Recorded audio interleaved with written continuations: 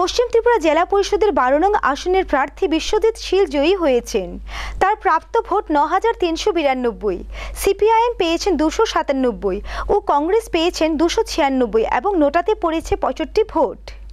পশ্চিম ত্রিপুরা জেলা পরিষদের 10 থেকে 11 এবং 12 নম্বর আসনের ফলাফল ইতিমধ্যেই ঘোষিত হয়েছে। সবকটি আসনে বিজেপি প্রার্থীরা বিপুল ভোটের ব্যবধানে জয়ী হয়েছেন।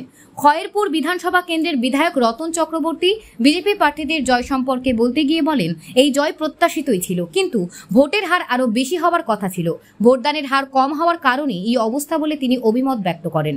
পুরাতন বাবু আরও বলেন, বিজেপি সব সময় মাঠে ময়দানে মানুষের সুখে দুঃখে কাজ করে চলেছে। ভোটের ফলাফলে তার প্রমাণ মিলেছে।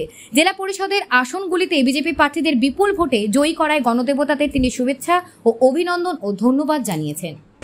জয়ের ব্যাপারে 100% আশাবাদী ছিলাম এবং সেটাই ঘটতে চলেছে।